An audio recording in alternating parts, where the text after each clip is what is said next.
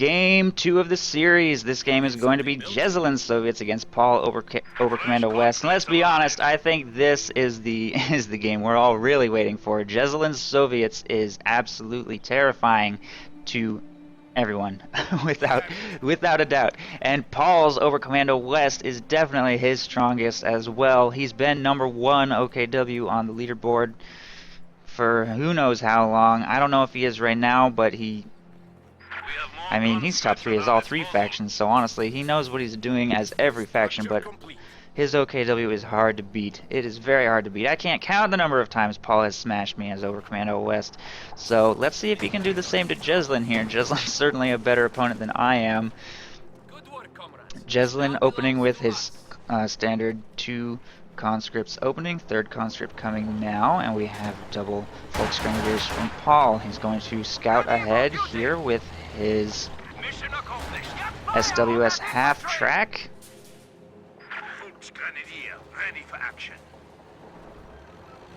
And conscripts are moving to engage it, so it's probably going to have to just simply disengage here.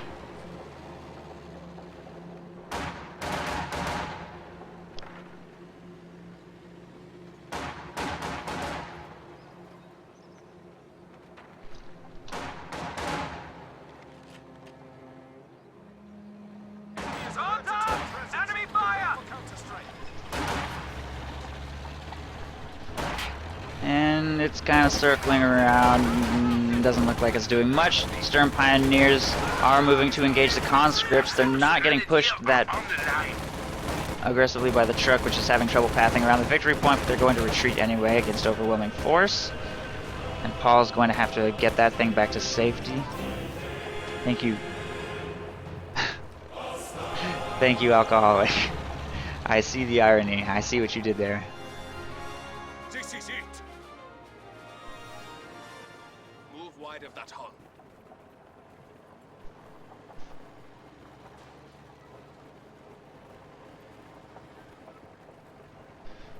Conscripts moving to harass here in the north, and Folks Grenadiers are going to take control of this fuel, and a mechanized regiment headquarters is going up here from Paul, so I think he suspects tier 1. When we saw Jesulin versus Cruz in this exact matchup, on this exact map, in these base positions, Jesulin did go tier 1, and he made extensive use of the M3 to try to harass and counter-harass victory points on the flanks with a flamethrower, so I'm not sure if that's what Jesulin's going to do here. Cruz obviously in that game did not go tier 3, he went tier 2.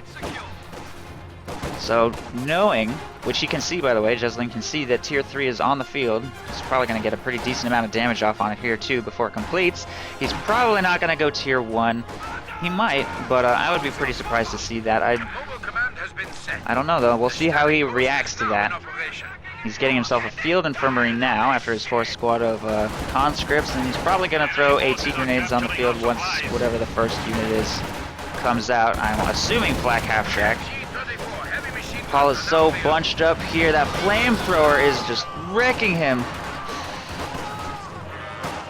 Ouch. What is he doing? Get out of there. 2 more crits. The squad could get wiped.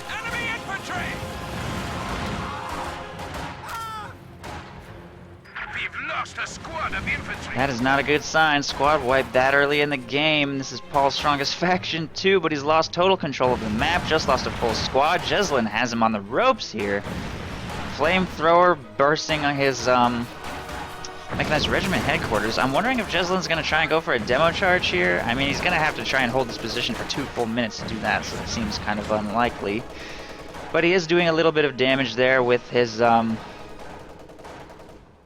flamethrower, and in the meantime he's taking control of Paul's fuel. He's completely cut off from everything except for these 2 resource points in the south. Combat engineers circling back, trying to get to a more safe location. He doesn't have time to stick around for a demo charge. Conscripts also vacate the building. And it looks like Jesulin's going to be forced to make a soft retreat, and Paul's going to get some territory back under control. He's initiating repairs on his mechanized regiment headquarters now, and his placement actually allows him to capture this sector and repair at the same time. Area secure.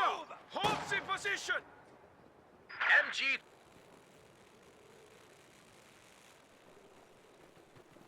Heavy fortification now available. Pioneers standing by. I think you guys should hesitate to call the game. I mean, let's be honest, we had Jesulin in a very similar situation last game. A very similar situation, so granted, I don't know if I think Jesulin's going to go urban defense, but anything's possible. Anything is possible. Everyone was calling GG when Theodosios took out some of Jesulin's whole squads early on too, and that turned into one of the longest games anybody's ever seen. So let's just see what happens. Upgrade complete. Let's cool our jets a little bit. We have MG-34s taking control of the strategic point here and the fuel here in the north. Meanwhile, conscripts are going to harass a little bit in the south. As far as victory points, Paul's not in that bad of a situation yet. They're still pretty even. 460 left on the board. There's no serious urgency. He is double capped though, so he needs to try to slow that down, get control of one victory point as soon as he can. Jesulin's up to 175 fuel already, and Paul has none because he just purchased himself this flag half-track, and this flag half-track needs to perform well. He needs to make really good use of that to break out of his containment. And let's see if that happens. Jesulin going with tier 2, as he should, because he's up against Mechanized Regiment headquarters, so he's making the right call there. Probably going to get himself AT grenades as well.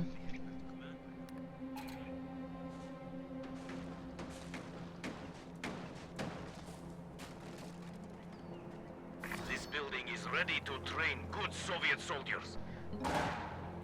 Crew stand ready. And here it comes. No AT grenade research yet, actually, from Jesulin. Although he can't afford it, he just made a big fuel purchase by going tier 3, so T-34 is on its way. He's not going to have the fuel for that for 3 more minutes at this current rate. Oh no! Paul almost loses a full squad of Volksgrenadiers right there. Ooh, and Paul just spotted that demo charge getting planted, maybe? Did he? No, never mind. He's firing at some conscripts. So he does not know about that demo charge. He could use the flag half-track to destroy it if he did know about that. Jesulin does not have vision of his own demo charge, though, as far as I'm aware. So he's probably not going to detonate that. I don't know if this is a squad wipe or not.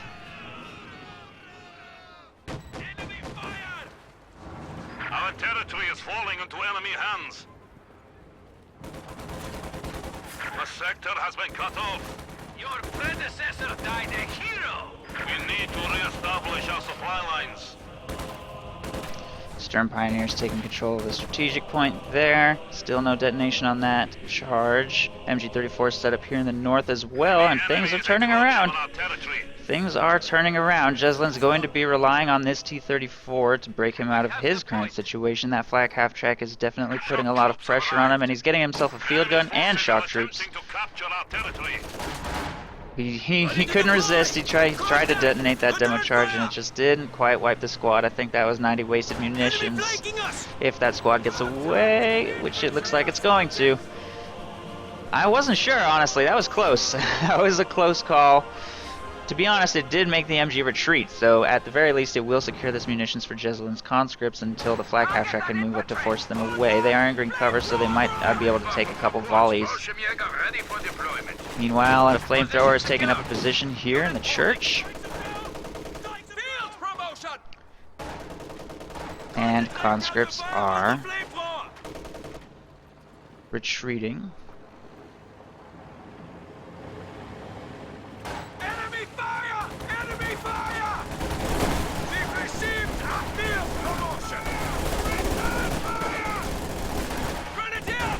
Shock troops make their entrance and force a retreat from Stern Pioneers there. The MG-34 is set up here in the center as well to protect. And this church is kind of dangerous to go inside of thanks to the placement of that flag half-track, but a field gun's making its... Ooh, Fallschirmjäger! So we will have Luftwaffe ground force. I wasn't even paying it. I just automatically assumed this was fortifications when I saw the MG-34s. It didn't even occur to me to check. But he's actually Luftwaffe ground forces, so that means that Fallschirmjäger are going to be available to him. He spawns some out of the church there to apply pressure to the conscripts, and more importantly, field gun there, and that will serve as quite good protection for his flag half-track from AT guns. Fallschirmjäger can serve to scare those away very effectively, and Paul's map control is growing. He has a decent hold on the north, although we do have some harassment here by Jesulin. North is currently undefended, so he should be able to make an impact up there as long as Paul doesn't send anything to stop him. We also have an MG34 laying... Oh no! You rode right into that flag half-track. Fortunately, it wasn't quite angled just right to wipe the squad, but it definitely shuts down harassment of the south, and this MG34 and Sturm Pioneers will be able to get the victory point down here back under control, and these conscripts are going to take the victory here in the north. Paul still hasn't sent anything to go harass that.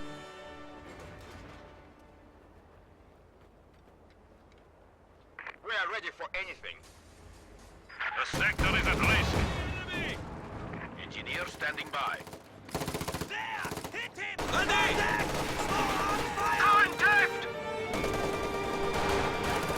Conscripts engaging this MG34. Couldn't quite make it into the building in time, and it will be forced to retreat. Field gun did get one shot off on that field AT.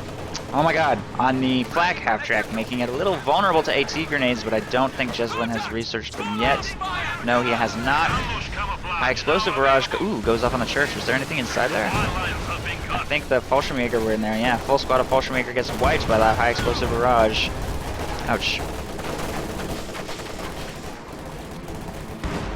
And Jesulin's T-34 has arrived, going in for the crush on the Panzerschreck. That's Paul's only anti-tank. He has nothing other than that Panzerschreck. He absolutely cannot afford to lose that. It is the only thing between that T-34 and Paul losing this game. It looks like it is going to get away alive, and the T-34 is moving to counter-harass Sturm Pioneers here in the south, and it looks like it's Jesulin's turn to have total map dominance, and he's going to be able to push Paul right off the map with that tank and get some of these territory points back under his control. He's throwing a flare down in this green cover with his conscripts while he takes control of that munitions, and the Sturm Pioneers here are going to have to take a flame burst on their way home. No crits, fortunately. T-34 shot misses, and I think that squad should be able to get away just fine.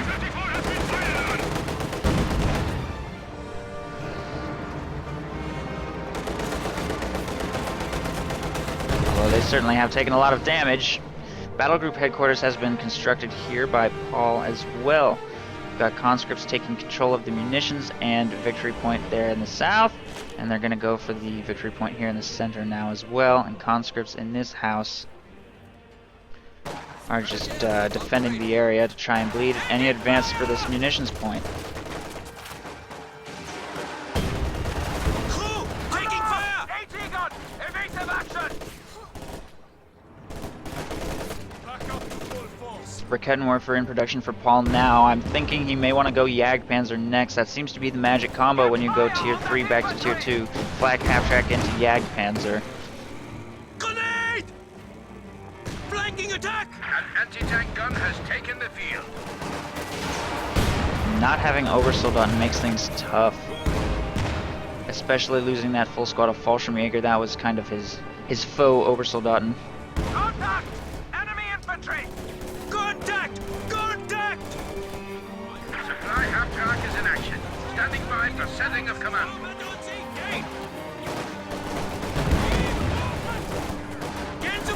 Protect the flank! Squad's being forced to retreat there. T-34 finds an opening on that flak half-track. The Raketenwerfer is not very well positioned to screen. Oh, T-34 just missed its shot. But I don't think it matters.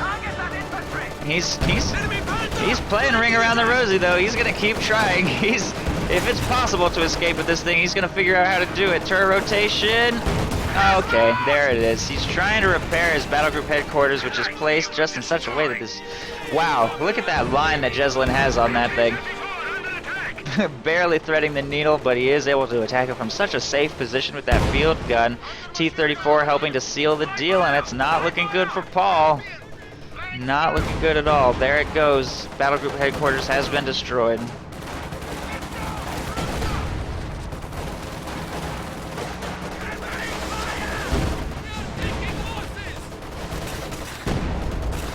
High explosive barrage going off over here, and doesn't connect too well yet. Jesulin has fielded a Maxim to apply further pressure, and the T-34 is going to force another retreat from that group of Volksgrenadiers. And again, Paul has gone with 3 MG-34s, which I have yet to see work in this tournament. Every time I've seen an OKW player do this, it just fails miserably. You need infantry. You really do. We stand at 300 points. Fallschirmjäger on the field. Fields himself some Fallschirmjäger out of this house, and it's amazing that such an intense engagement can be going on, and then you look at the map and the whole map is blue. How do they do it? How do they manage these intense engagements, and then Jesulin just has the entire map? It's amazing that he can win engagements without fielding all of his forces too. I mean, Paul's entire army is fighting Jesulin off here, yet a decent portion of Jesulin's forces are not even participating in the fight. They're off capturing the map somewhere.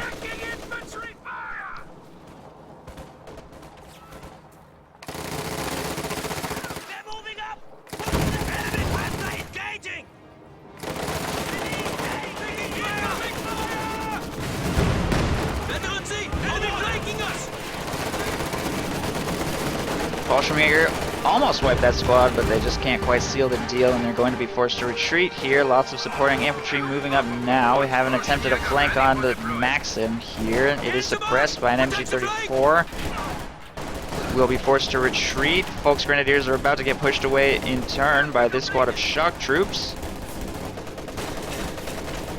Taking effective fire! Infantry assault! Feuerschutz! Crew, ready! Receiving enemy fire! Combat promotion! Received! Enemy movement! On the flank! Ground secure! And Sturm Pioneers will be maybe pushed away by this flamethrower squad, which is making it. I'm not sure either of them is watching that engagement. The T-34 is chasing this MG-34. He seems to really want to try and take that thing out. He's very exposed here, though. There is one Panzerschreck on his flank, but shock troops are putting a lot of pressure on him to retreat. He doesn't have time to get one more shot off, and he must get clear. That T-34 should be fine. And he will pull back neatly for repairs, right to his combat engineer squad here on the front line. This harassment attempt in the south by this MG-34 doesn't look like it's going to go all that well. Again, MGs instead of infantry. He now has no choice but to try to take territory with these things, making him very vulnerable, and that's it. Playback over. Jesulin wins. It's 2-0. We're going into game 3, and Paul is going to have to fight tooth and nail from here on out if he wants to win this tournament.